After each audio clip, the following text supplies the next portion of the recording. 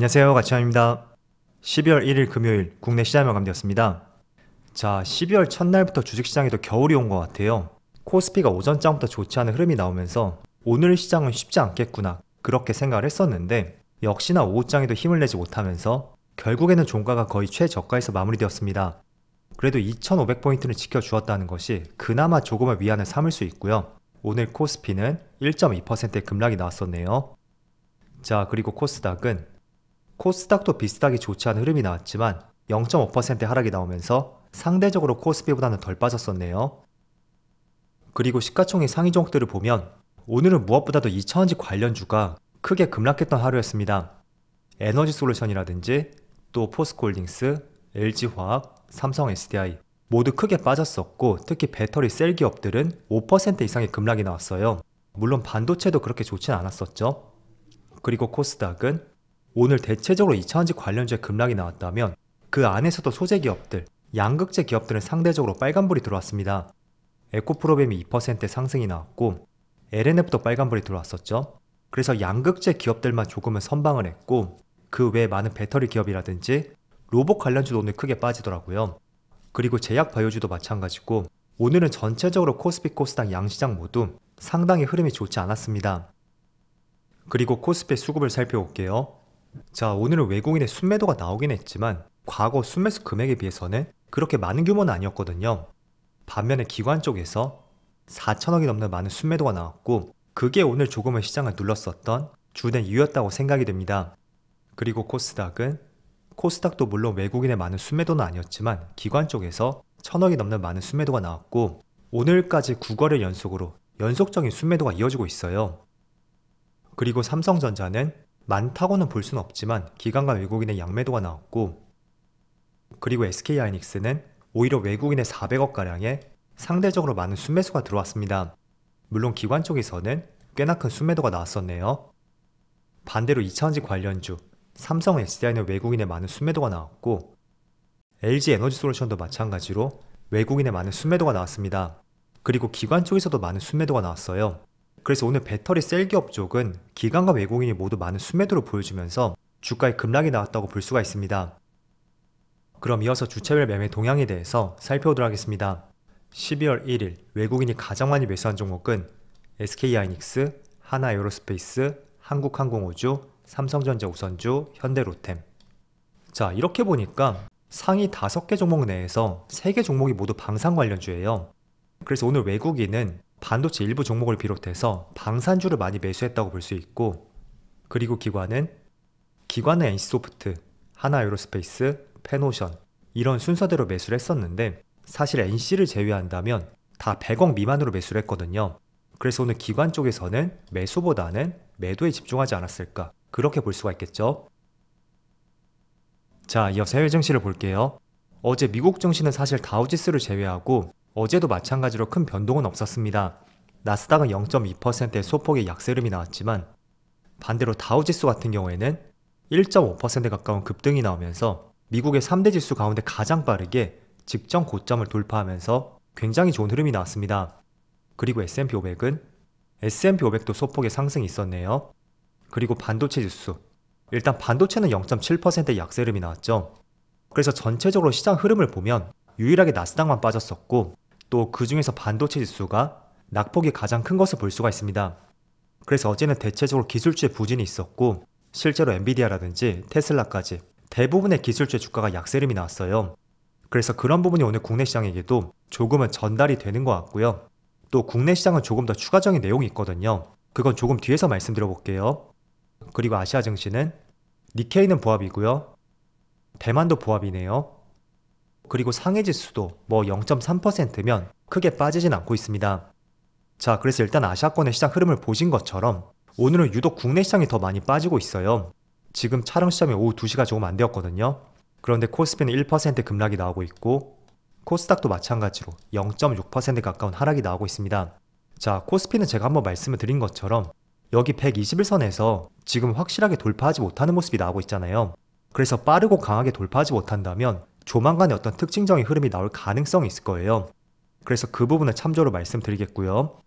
또 오늘 국내 시장에서도 대부분의 업종들이 하락이 나오고 있습니다. 하지만 그 중에서도 가장 크게 빠지는 것은 단연코 2차전지 관련주였거든요. 자, 2차전지 관련주는 어제 테슬라의 주가 하락도 한몫을 했었겠죠. 자, 그런데 오늘부터 중국에서 흑연 수출을 통제하겠다는 이런 기사가 나왔습니다. 왜 통제를 하는지는 다들 아실 거예요. 미국에서 중국을 대상으로 해서 인플레 감축법을 발표했고 거기에 대응 차원에서 수출 통제를 하는 것입니다. 자, 그리고 국내 같은 경우에는 흑연 수요의 90% 이상을 중국에 기대고 있습니다. 자, 그렇다 보니 오늘 2차전지 관련주가 다른 업종 대비 보다 크게 빠진다고 생각이 되고요. 일단은 코스피 상위 종목 내에서도 LG 에너지솔루션, LG화학, 삼성 SDI, 그리고 포스코홀딩스까지 굉장히 2차전지 관련주가 많이 포진해 있잖아요. 그렇다 보니 2차전지 관련주의 급락과 함께 오늘 코스피 지수도 빠지고 있고 다른 국가 대비 2차전지가 더 상위 비중을 많이 차지하는 만큼 오늘 시장에서 많이 빠지고 있다고 이해를 해보시면 좋을 것 같습니다.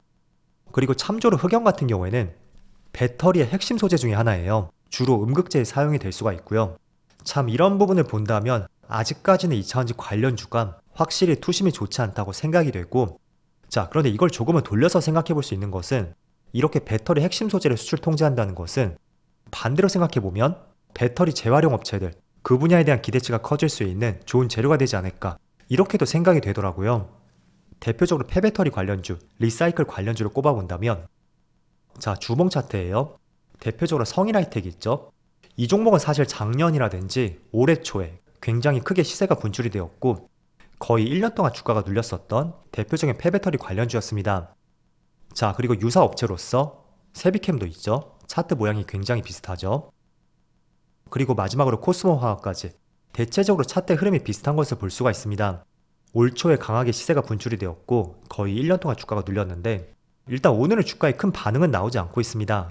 그렇지만 2차전지 관련주가 투심이 악화되어 있고 또 지속적으로 배터리 핵심 소재를 통제한다면 한 번쯤은 폐배터리라든지 리사이클 관련주 이쪽에 기대치가 조금은 올라갈 수가 있으니까 그런 측면에서 지금 당장은 매수가 아니더라도 한편으로 이런 생각도 가져보는 것이 필요하지 않을까 라는 관점에서 말씀을 드리는 것입니다. 그래서 오늘 2차전지 관련주가 많이 빠지고 있는데 지금으로서는 빠른 반등을 기대하기에는 굉장히 어려울 수가 있을 거예요. 그래서 최소한 내년 상반기에 그런 부정적인 재료를 돌릴 수 있는 어떤 모멘텀과 터닝 포인트가 나오는지 그런 부분을 계속 관찰을 해봐야 되겠죠. 자, 그리고 오늘 특징적인 종목을 말씀드려보면 토큰 증권 관련주들, 오늘 이와 관련된 많은 종목들이 상승이 나오고 있습니다. 사실 오늘이 처음은 아니고요. 며칠 전부터 조금씩 반응이 나왔었거든요.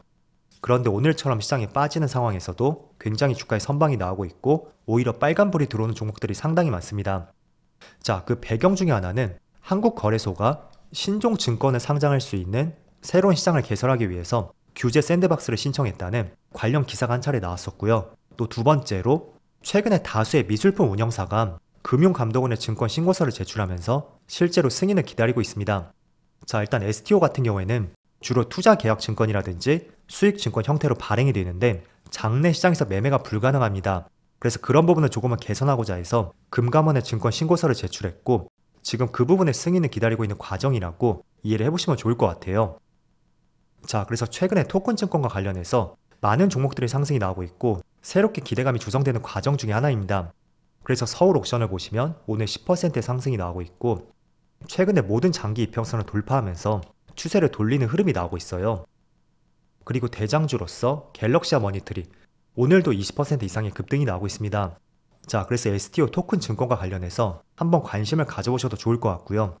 다만 최근에는 기대감에 따라 많은 상승이 나온 만큼 너무 성급하게 접근하는 것도 조금은 무리가 있을 수 있겠죠. 그래서 항상 어떤 좋은 재료가 있다면 그 재료를 바탕으로 해서 나름대로의 꼭 기준을 세워보시면 좋을 것 같아요. 예를 들어 나는 5일선 위에서 매매하겠다 이런 생각도 가져볼 수가 있고 나는 조금 더 눌렸을 때 11선 부근에서 매수할 것이고 11선이 깨지게 된다면 미련 없이 털고 나오겠다 이런 기준을 세워볼 수가 있겠죠. 그래서 지금 STO 토큰 증권 시장이 기대감이 많이 조성이 되어 있으니까 한번 추가적으로 내용을 살펴보시면서 이번 달에 시장을 맞이해보자고 말씀드리겠습니다. 자, 그리고 간략하게 반도체와 관련해서 말씀을 드려볼게요. 자, 어제 나온 기사를 보면 엔비디아의 신제품 주기가 단축되고 있다는 기사가 나왔습니다. 자, 사실 반도체 같은 경우에는 사이클이 보통 3년 내지는 4년 정도 그 정도로 유지를 했었거든요. 그런데 AI 반도체 수요에 따라서 신제품의 주기가 단축될 수가 있고 실제로 엔비디아에서도 이미 내년 차기작이라든지 25년 출시 계획까지 공개가 된 상태입니다. 자, 그래서 AI 반도체 90% 이상을 담당하는 엔비디아의 신제품 주기가 짧아진다 라는 것은 당연히 D램 반도체, SK 하이닉스의 매출도 빠르게 증가할 수 있다는 기대감을 가져볼 수 있다고 생각이 돼요. 그래서 그동안에 정체되어 있었던 SK 하이닉스 점유율도 27%대에서 최근에는 35%까지, 삼성전자와 격차를 4%대로 좁혔다는 굉장히 고무적인 기사도 나왔습니다. 자, 그런데 오늘 살펴보니까 서버용 D램 시장에서 SK 하이닉스의 점유율이 삼성전자를 무려 10% 이상 앞질렀다는 굉장히 충격적인 기사가 나왔습니다. 일단 서버용 D램은 전체 D램 시장에서 약 40%가량을 차지하는 굉장히 큰 시장 중에 하나예요. 그런데 거기에서 삼성전자를 15% 정도죠. 15% 차이의 점유율을 벌렸다는 것은 굉장히 충격적인 내용이라고 생각이 되고, 어쩌면 4분기 D램 시장 점유율은 하이닉스가 삼성전자를 앞지를 수도 있겠다, 이런 생각이 조금은 들더라고요. 그래서 지금 SK 하이닉스를 매수해야 된다, 그런 관점으로 말씀을 드리는 것은 아니고요. 이제 본격적으로 12월이 되었으니까 저는 내년 시장에 대한 전망을 충분히 해야 된다고 생각이 돼요. 그래서 그 중심에는 하이닉스의 점유율이 크게 올라가고 있는 그 이유 중에 하나, 바로 AI 반도체죠. 그 AI 반도체 대표주라고 할 수 있는 엔비디아의 신제품 주기 단축, 이런 부분을 떠올려 본다면 충분히 내년 시장에서는 연초부터 반도체 관련주가 대장주로서 좋은 흐름이 나올 수도 있다고 생각을 하고 있습니다. 물론 삼성전자도 마찬가지예요. 조금은 늦게 출발했다고 해도 지금 D램 가격이 많이 올라가고 있고, 또 2022년은 반도체 적자를 줄이고 재고를 줄이는 한 해였다면 충분히 내년 시장에서는 수익성을 개선할 수 있는 시기라고 생각이 되거든요. 그래서 이제 올해도 한 달밖에 남지 않은 만큼 한 번쯤은 내년 시장에 대해서도 전망을 해보시고 어떤 업종들을 치고 올라갈 수 있는지, 그런 것도 생각을 해보신다면 내년을 조금 더 긍정적으로 맞이할 수 있지 않을까, 이렇게 말씀드리겠습니다. 자, 그럼 이번 주도 정말 수고 많으셨고요. 저는 다음 주 월요일 영상에서 다시 찾아뵙도록 하겠습니다. 감사합니다.